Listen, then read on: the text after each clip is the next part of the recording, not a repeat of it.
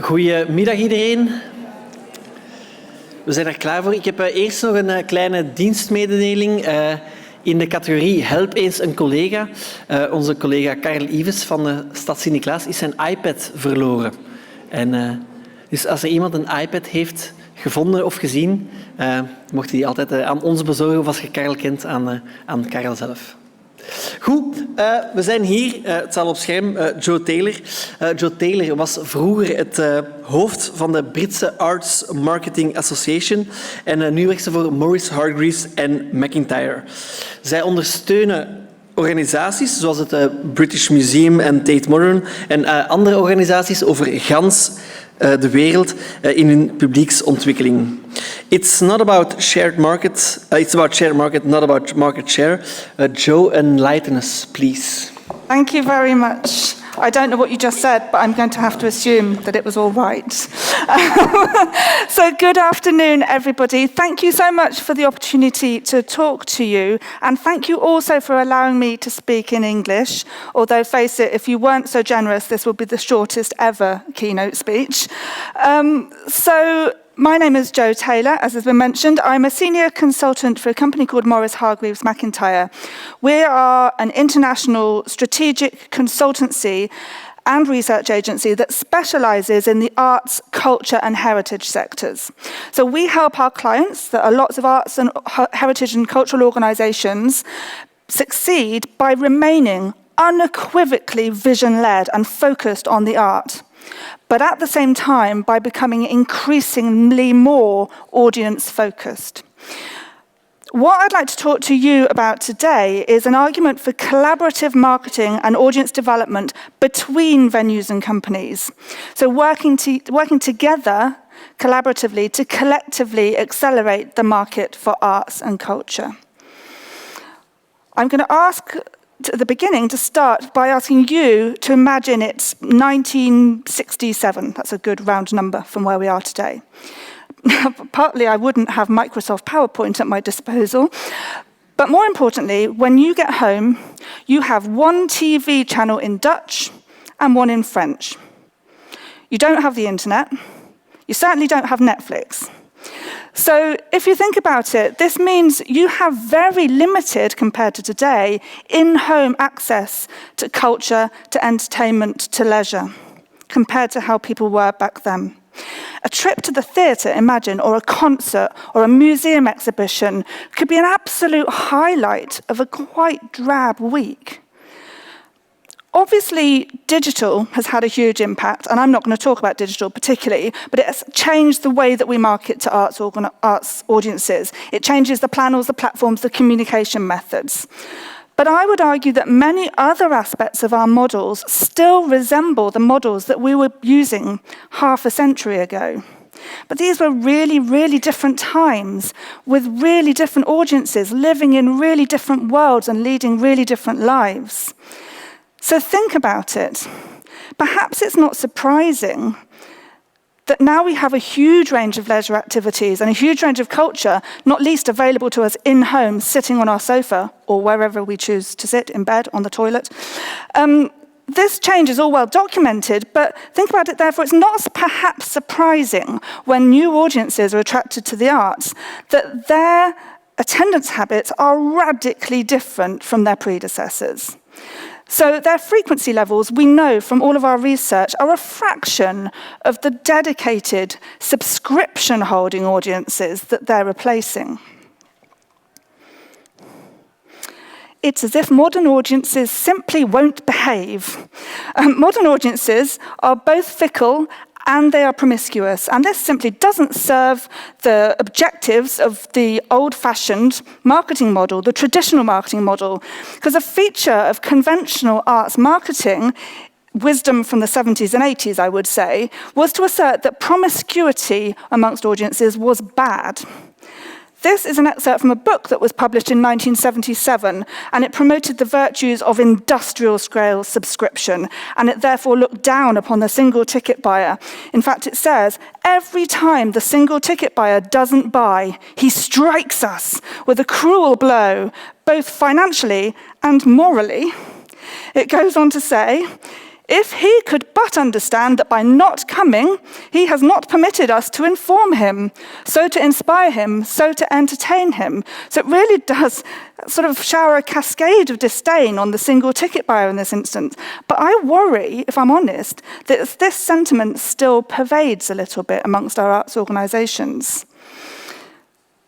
So, in recognising that rather than fighting to defend a market share, we are in fact working in a shared market, the pioneers of new practice are establishing and operating what we call data commonwealths, that is, a shared audience database.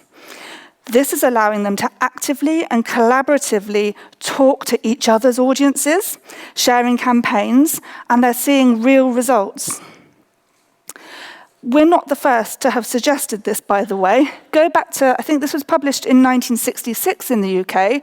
It was the launch of the Go to the Theatre campaign. Following the serious decline in theatre audiences over the past few years, one of the areas of under investigation is the setting up of a national computerised mailing list of all theatregoers in the country. Well, we haven't heard a peep from that since. So that was 1966. But I think it's high time we revised our view and looked more closely at the benefits of sharing and sharing our communications. And I'd argue that embracing that shared market and working together to build collaborative approaches to shared audiences and communications means we've got a lot more to play for. So at MHM, we have set up and worked with two such data commonwealths, one in Auckland in New Zealand and one in the north of England in Newcastle and Gateshead. And we're having lots of discussions with lots of other people about this idea and this concept.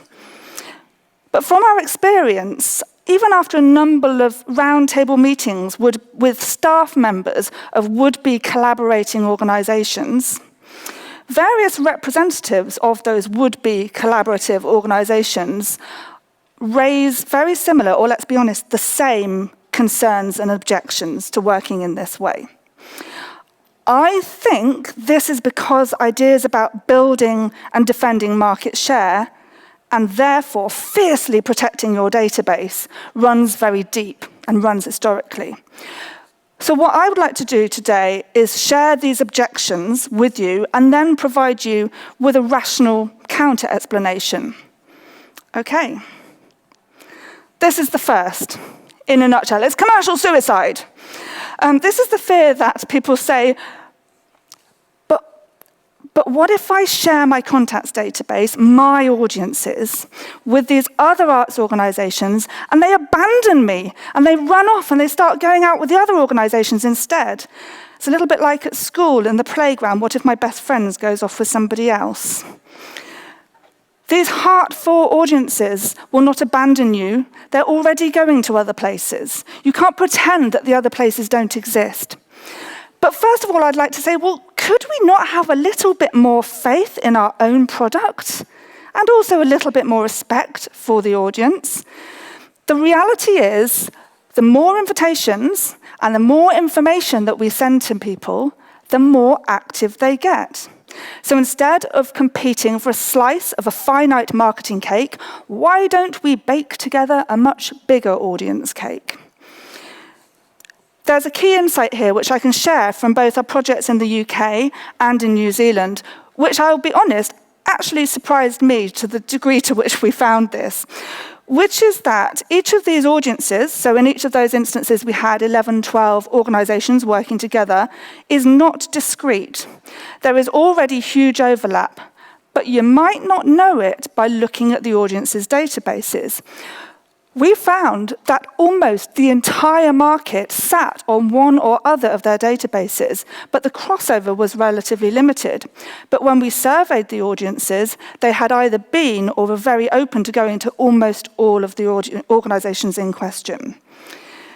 So, by joining together, perhaps if we've each currently got a subset of the market, we could all have access to the whole market. So far from defending the market share, we're already operating in a shared market. And if we're operating in a shared market, then surely we all want access to as many people as possible. Here's another different objection that gets raised. This is the idea that it's too complicated or perhaps not even possible to bridge the different software systems and CRM processes that are used by the different organizations. Fine. I'm not particularly interested in tech, and it doesn't fill my heart with joy to think about knitting together various different box office systems.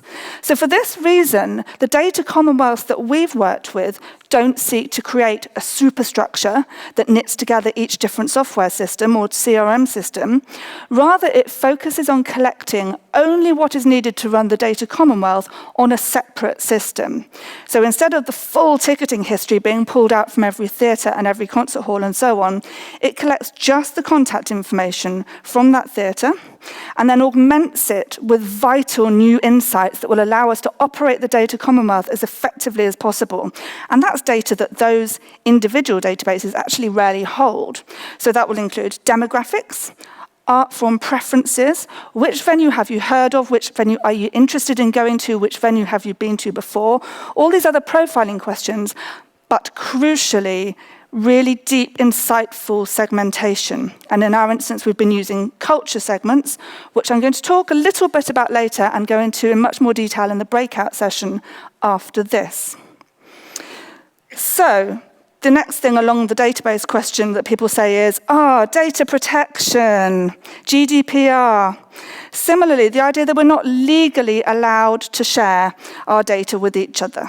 And of course, I'm standing on a conference platform being filmed, so I am going to say data protection compliance is of the utmost, most paramount importance.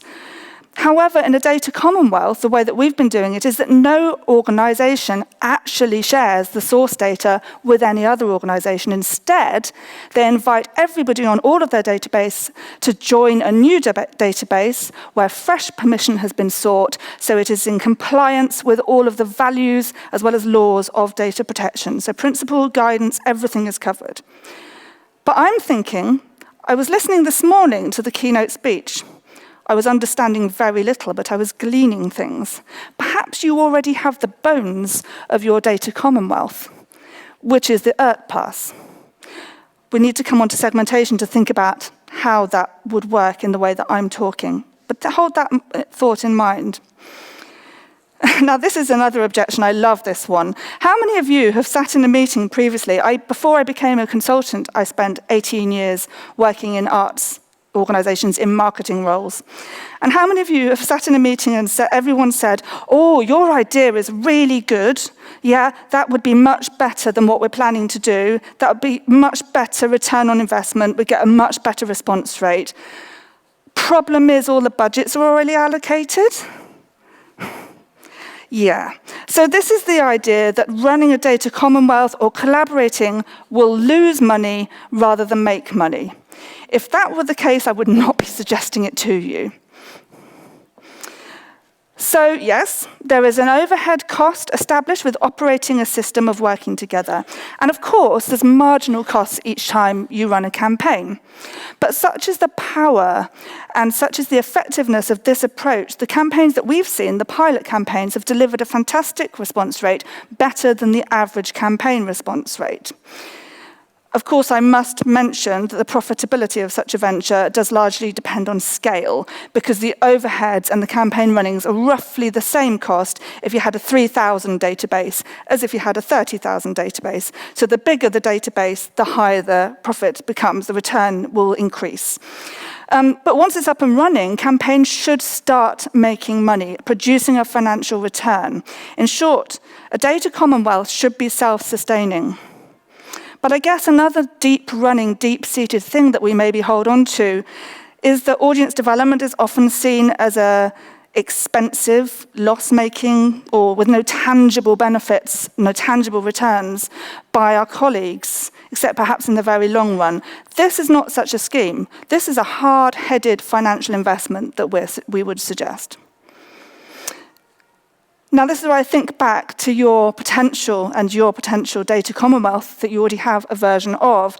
So while the setting up and the growing of a data commonwealth may seem intrinsically beneficial, in that it affords organizations access to potential audiences they haven't had, and I'd argue past audiences that you haven't captured on your databases. The benefit of simply being able to send an email to somebody, let's be honest, is actually quite limited if you don't have the insights about that person to understand what drives and motivates them, to understand what should you write in the message in the email that will make them go, yeah, that sounds like it's really for me. So the efficacy of this approach comes not only from access to shared lists, but also from sophisticated insight-based approaches. And the two that we've worked with use culture segments system, which means you can select appropriate types of programming and then optimize messages for different segments. So you match the product to the deep-seated beliefs and values, needs, wants, and motivations of an individual, and then craft versions of the message to the different segments, the email subject line, copy, images, video, social media links, and so on. These can be made to be increasingly relevant to the person who's receiving them and therefore will increase response rates. So what you need within a data commonwealth is that wealth of understanding about what drives somebody, what motivates and frames any desire they might have to go to something cultural, to engage with you. Just making contact isn't going to suddenly convince people that have been ignoring you so far. We have to get the message right. So this is the brief bit about culture segments. As I said, we will go into this into more detail in the breakout. I should first state that culture segments is all about culture. I hope that the name kind of gives you a clue there. But unlike old-fashioned segmentation systems, culture segments doesn't use demographics to define the segments. It uses psychographics. It uses values around culture, things about the personal needs and benefits that individuals seek. So the segments are defined by what they share in common in terms of motivations, priorities, and the kinds of experiences and outcomes that they value. So this means you can therefore think about the kinds of things that therefore you'd say to them to convince them that what you offer is going to meet those personal needs that they hold. And we've identified 8 segments in the market. I'm not, by the way, trying to suggest there are 8 kinds of people in the world. There are more than 8 kinds of people in this room, but it is a way of grouping people so that you can target them effectively. And then by tagging the culture segments of each individual in a data commonwealth, you have on-tap access to that insight about the groups of people in the database. You can find someone's segment out by a very quick set of questions that drives an algorithm. The questions you can find here. Out of interest, did we circulate the questions in advance of this conference? No. Okay, that's fine. It was one idea we had at one point. Feel free and make a note of this. The questions take, I promise you, less than a minute. It's really, really quick. So everyone can find out what segment they're in. Come to the next session, we'll definitely be segmenting you and explore. It helps you understand how the segments work. But this just becomes a simple part of the profiling bit at the beginning when people join the data commonwealth. So you suddenly have on-tap segmentation as well as all the other information you're holding. So the session after this is going to go into how you market to the segments. But to give you a contextual understanding, I was just going to briefly go through each of the segments, give you a flavor so you can see the kinds of information that we have. But I could actually give a presentation that's about 12 days long. So this is a very, very top-line version of it. If we're running for 6 days, stop me. Okay, the first segment. This is a segment called enrichment. And the segments are actually named after the kind of outcome they seek from engaging with culture. And the enrichment segment do find culture enriching. They're probably quite a serious segment. They're quite a risk-averse segment. They're essentially defined by people who like things to connect with. They have a sort of sense of nostalgia, of tradition, of heritage. They like things that connect with the past. I have a friend who is in this segment. Never treat your friends as a focus group of one, obviously. But she always, even if I suggest going to something quite contemporary, she'll look for its link to the past. She'll look for its heritage. She'll say things that have stood on the shoulders of giants, they'll have proved their efficacy. So and she's always looking at the historic connection. I'll talk later about how you might market to these people, but they like the established and traditional aspects of things. They're not interested in the fad or fashion or new trendy thing that's going on over here. They just think that's irrelevant to them. And one of the problems is sometimes they also think marketing's irrelevant to them because that's a modern, newfangled thing. I shouldn't be mean about any of the segments. They're all great because they all buy tickets to our stuff. I love all segments. The entertainment segment, I'll be interested when you segment yourself. It's highly likely that only one or two, if you will be in the entertainment segment, because you have a connection to the cultural world. And this is probably the least culturally centric of all the segments, but they do go to things, and when they do, they will pay money for their tickets because they want big entertainment, as it suggests. They don't consider themselves arts goers. They don't think that they're in the market for culture, but they go to stuff. They're looking for entertainment. They don't think that your free time is for intellectual improvement or navel-gazing. It's for having fun. It's for leisure. And their occasional forays into culture, which they might not call culture, will be for the big, spectacular, one-off things, the things that are not to be missed, the things that the marketing, I'm in a different segment, turns me off. Fun for all the family, not to be missed. That's not for me. But this segment really responds to that, especially if there's a celebrity endorsement in there. What they're looking for is they don't want to be the weird person in their peer group who stands on the side doing the funny arty thing. They want to conform to their peer group and look to mainstream activities. And there will be times when you'll be able to approach them. But we'll go into the marketing again about that later. They're looking for popularity and endorsement. Okay, the expression segment. There's likely to be a fair few of you in this room, and we need you. The expression segment is the glue of society. This is a segment who are quite connective and community-based. They love arts and culture because they see it, they're very expressive people. They see it as a form of self-expression. And they see art and culture as a way to share experiences with other people. They love also sharing space with artists. They really understand the value of live performance because they get to see a creative person do an amazing creative thing in front of them, and they really connect with that. They hate exclusivity because they want culture that means everybody can benefit. And we'll again talk about how we market to them. They're perfectly comfortable trying new things, taking risks. But at the same time, they're not dismissive of popular culture because popular culture allows more people to have culture, and that can only be a good thing. The perspective segment. Sorry, I always laugh when I get to this segment. I should stop that. My husband's in this segment. They're rubbish at doing the washing up. They never tidy up. So I forgot that this is being filmed. Sorry, Sid. Hi. This is a peculiar segment, I will be honest. Sorry, Zoe in the office, who's also in this segment. This is a segment that never looks outside themselves for anything. They're the most sort of self-sufficient, independent-minded segment that there is. So they're not looking to you as cultural institutions to fulfill them. They're not even looking to their wives to ever be at home, probably. They're just so sort of insular, and they will have hobbies or interests that they're passionately into, almost obsessively. They tend to have just one or two interests, and they will get on with those things and find them intellectually stimulating, and that will give them a new perspective on the world. Every now and again, they look up and see what's going on, and then they go back to their own world. Marketing to them is a challenge. That's something we'll talk about later. Yeah, I better leave that there before I lose friends and family. So let's move on to the stimulation segment. This is the segment I not so secretly wish I was in. People in the segment are a bit trendier than me. This is active, experimental discovery people who, they love culture, but they probably love other things like sports, cooking, whatever it might be.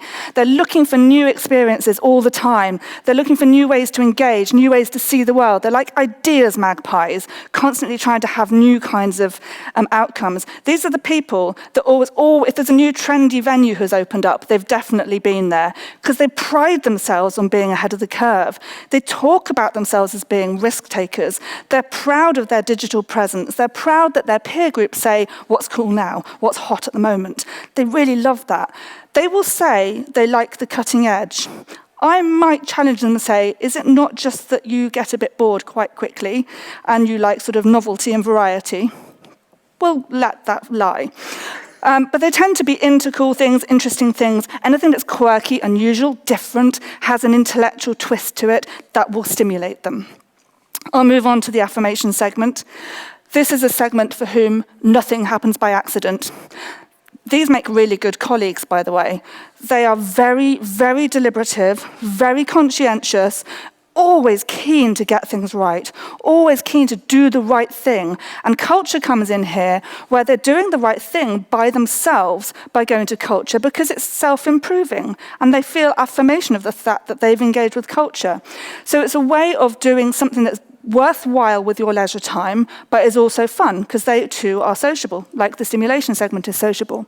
Marketing to them, I have a grand plan because most of our marketing doesn't work for this segment, and I think it should be quite easy to fix it, and I'm trying to find some people to help. But the problem is that in order to make these very, very careful, balanced decisions, they need a lot of information and a lot of detail, otherwise they don't know how to decide. For example, if you had unreserved seating, that would just be the end for them. They want to be in control and understand how to have the very best experience.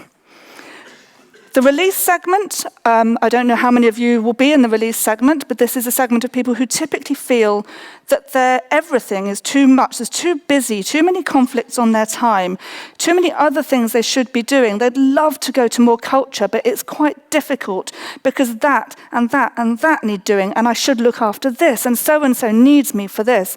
So they feel conflict and stress, and again, coming back to marketing. So then we send them like a phone directory, we send them a brochure like this.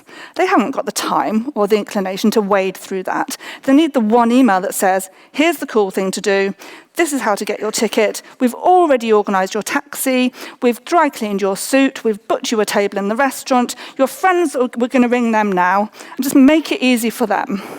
I don't know huge numbers of our clients working towards this segment, I think because they're probably quite hard work. But if you had an amazing concierge service or the most efficient systems, I think you could do much better than we currently do with this segment. And then finally, the essence segment. I have to declare an interest. This is my segment. I now have to say we are therefore very sophisticated, discerning, knowledgeable. We are basically named slightly different from the other segments. Essence isn't what we're looking for. Going to arts isn't something we do. Going to arts is a core part of what we are. So we are arts essential. Arts is absolutely essential to our lives. Not the other segments don't value culture, but we are the people that wouldn't get out of bed if it weren't for culture. We tend to be very, very knowledgeable and very core attenders, which means we think we know everything there is to know about culture. We are demanding. We're demanding of the very, very highest quality of everything. I know that you do nice community things with children who sing songs, and that's all really good. I want you to do that because culture matters. Don't make me watch it, though. I want to watch the professionals doing the very, very best thing. I'll give you money to support that. It's great. It's just not entertainment for me. Engaging these people clearly isn't difficult. They're probably on your website now, but they're very, very wary of marketing because they don't like being patronized. They don't like being told what's good when they probably know as much, if not more, than you about what's good. So we'll talk about them in the next session as well. Anything else to say about essence? No. I'll move on. So, as I said, perhaps you already have your data Commonwealth in the ERT Pass, but imagine if you added these golden questions into it, you'd then have really, really powerful insight into how to engage the different people, and also to see what proportion of the people engaging what you do are in each segment. Which segments are spending more money? Which segments are going more often? Which segments do you need to entice more and try and get them to try new things? And in fact, what about trying to get people who are regulars at one thing to try out something else? This is audience development. So the final things to say, another objection to working collaboratively, go back to that theme, is I hear the marketing team say, oh, isn't this more work? Having to write all of these emails that speak to the needs, wants, and motivations of our audience segments. And at this moment, I almost despair. If we want to address the challenge of persuading people who haven't been our potential audiences to attend, surely this is how we should work. It's not on the top of standard work. We should be crafting more carefully decided, powerful, differentiated communications for carefully selected programming. And actually considering, well, if I'm going to get somebody in the expression segment to come, how do I make the experience better for them when they get here? How do I help facilitate that shared creative experience? So what persuades your usual suspects to attend has not persuaded your potential attenders to come. And furthermore, what persuades those potential audiences to give it a try will undoubtedly also encourage your lapsed audiences or your infrequent audiences to attend or to come more often. And it can transform audiences, including your usual suspects, from transactional ticket buyers to committed supporters. Now, there are hundreds of organizations using culture segments in different countries across the world, in fact. And what we find is that culture segments changes how you think. So how you talk about audiences, how you understand audiences, how you consider their needs, and how you're better going to meet them. And most organizations who've worked with the collective, collaborative approach are then also busy applying these questions to their existing audience databases to deepen their relationships with their current audiences. So very quickly, in terms of how it works, this is just a screen grab of the data commonwealths in New Zealand and the UK, by the way, are called The Insider. That's the brand name they've been given. And essentially, they send out an email from all of the arts organisations to everybody on their databases. And the message is basically, in Newcastle Gateshead, I looked on the database the other day, has 11,000 people on it. The message is basically, we've teamed up with our friends, all of us are friends, to create an invite list to bring you the very best of everything that we've collectively got on. There'll be some special events added in, there may be some special offers thrown in. It's free to join. All you have to do is fill in the survey. We won't bombard you, but we'll make sure you bring the insider knowledge. And then so the two things that they do, this is a screen grab of an issue of The Insider, which is a newsletter sent out. And what happens is, this is the Auckland one, monthly campaigns are based on each organisation matching the experiences they have to the segments in the database or deciding what it is they want to promote. And then they optimise the message, the image selection for the segment most likely to respond. So the whole database gets it, but for each segment, certain bits are more likely to appeal to you. Some data, some fantastic open rates. The Auckland standard email open rate for arts organisations is 31%. This is getting a 46% open rate because it has a much more engaged audience. With the exception of December, therefore, we can see, that was a bit rubbish, wasn't it? Christmas got in the way there. But we can see 41 to 54% open rate. A survey of the Auckland insiders also showed 74% went on to find out more about one of the events that was featured, 47% went on to book something, 38% discussed it with other people, 79% said that the insider means they are more likely to engage in the arts in Auckland, and 73% said that after reading The Insider, they're more tempted to try something that's new to them. So it's not just selling more tickets, it's expanding people's horizons and developing the market. So as well as those monthly campaigns, there are individual campaigns. So each organisation is able to access the database and decide to select these kinds of people and send out a message. So just for example, they could say, I'm a contemporary dance company, I want to mail all the people who've never been to contemporary dance, or all the people who've been to ballet, but not contemporary dance, or all the people who've been to contemporary dance, but not at my venue, or just all the people that have never been to my venue. Or quite often what they do is all the people in the, say, affirmation segment, so then they can optimize the messages for the segment. So this is just a quick example from Silo Theatre. So they said all the people in these two segments, and they wrote different messages for the different segments that they knew were more likely to respond. So to finish, a couple of things to say. How many of you are familiar with the boiling frog parable? Okay, so the premise is, I haven't tested this out, I promise you. If you put a frog into a pan of boiling water, it will jump right out. However, if you put a frog into a pan of tepid water and bring it to the boil slowly, it will not detect the danger. It'll sit there getting hotter and hotter and get boiled to death.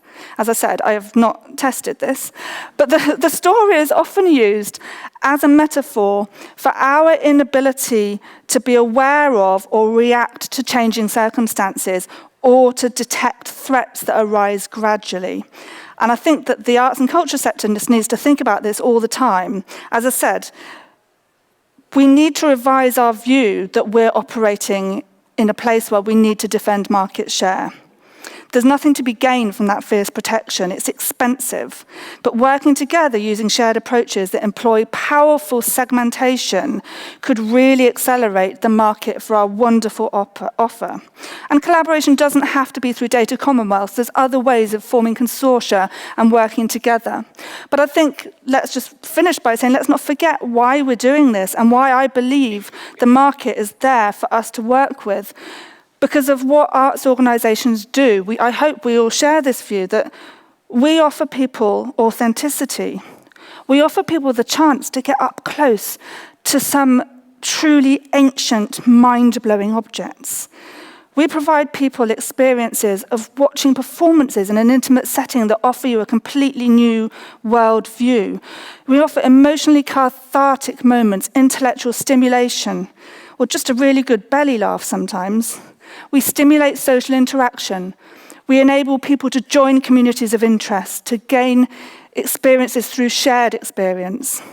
We offer people a sense of belonging, sharing of ideas, creativity, affirmation, endorsement for personal needs. We offer perfect moments by the bucketful, altered state interludes as we look at a picture in an art gallery, or absolute pure escapism watching a musical, spine-tingling live experiences, nuggets of unalloyed pure joy, nuggets of brand new exciting information, celebration, wonderful knowledge, unforgettable first dates. We can and we do make people more interesting to sit next to at dinner parties. We can and we do improve people's lives. But from all of these and more of the benefits that we offer, these wonderful benefits, we need to select the right message, understand what will drive somebody for the right person, but we have to make sure that we're saying this to the largest possible number of people. And between us, we've got all of those people, so I think we should set about it. So thank you.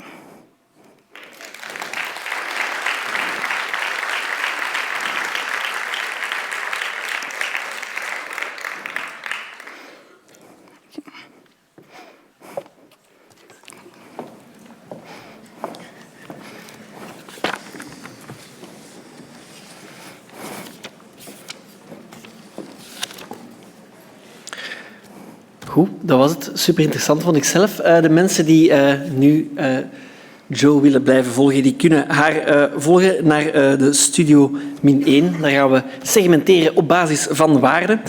In de foyer hieronder gaat Annelies van het Museum M praten. In de kleine zaal, ook op -1, ga ik zelf jullie een mini-audit laten zien van je vrije tijdscommunicatie. In lokaal 1 de stad Gent met de gesegmenteerde wintermailing. Lokaal 2 ook op het 4e met de uitpas naar school. Lokaal 3 communicatie in de buurt van je publiek. En tot slot jouw communicatie, jongerenproef maken, vindt je terug in lokaal 5, ook op het